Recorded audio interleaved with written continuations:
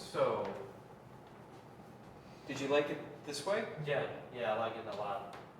All right. Now, your open was fine. I like that he lost me at hello. You will probably get a laugh at that. Okay? Even if you don't understand the movie, you haven't seen the movie Harry Met Sally, don't worry. You'll get a laugh at that one. And then this was really good. It was even funnier with number 2 when you said he didn't even say hello. So you have two humorous things.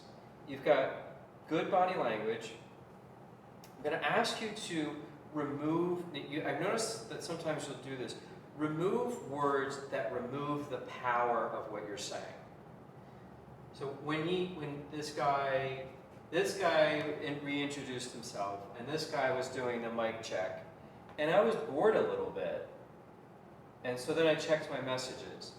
By saying little bit reduces your power. Instead say, this guy reintroduced himself, this guy did a mic check, I was bored. I was so bored I checked my messages. And we need a transition. It didn't make sense why you were checking your messages. So what we need to do is strengthen bored by taking out a little bit and saying, since I was bored, I checked my messages. This guy reintroduced himself, this guy did a mic check, I was bored. I was so bored I checked my messages. And the horror of this story is these experts really were experts. They had really interesting information. They really knew their material. But they lost me at hello. And that was what inspired me to give this speech today. Opening lines. Do you see how there's more power in putting it in that way? We had a little bit of a stumble with what you missed. You went into the car towing example before the happy ending, happy beginning. We have to do the happy ending, happy beginning because part of that story is these 3. So we just have to remember that this comes first. Okay? Now also, so you're going to say,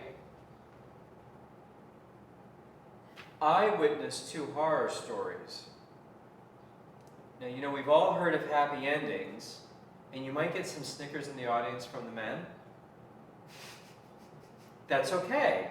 You said nothing wrong, but you might get some laughs. So don't worry that there might be some of that, but that's okay. That could be your 3rd laugh.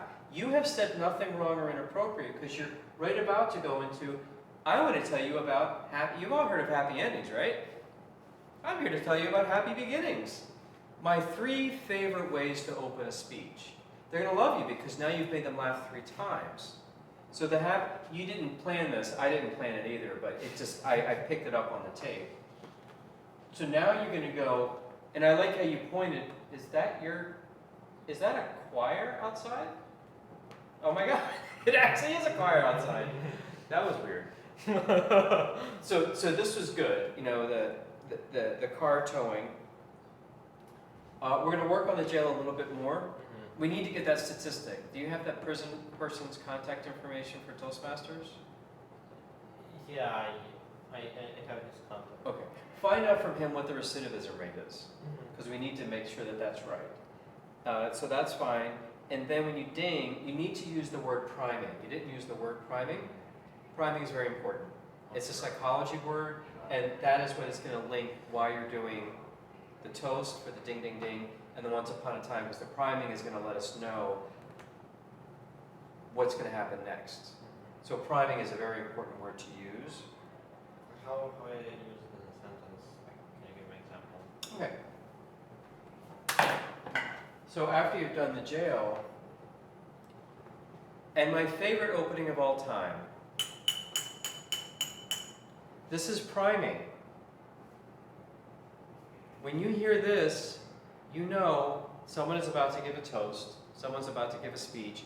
You get quiet and start paying attention, because this is priming you for what's about to come. It's a great way to open a speech. The other, once upon a time. You know you're going to give me about 3 minutes to tell you an interesting story. I'm priming you that a story is going to come, and you're going to give me about 3 minutes of your time. So these are my 3 favorite ways to open a speech. And once upon a time, what did I have in here? It was a good line at the end that I had, the close that I just gave you. So remember, you can either open with a question, an astonishing fact, going to jail or not going back to jail, or once upon a time, I gave a speech about happy beginnings. Now, I hope it's a happy ending. Thank you. So you can play with that, okay?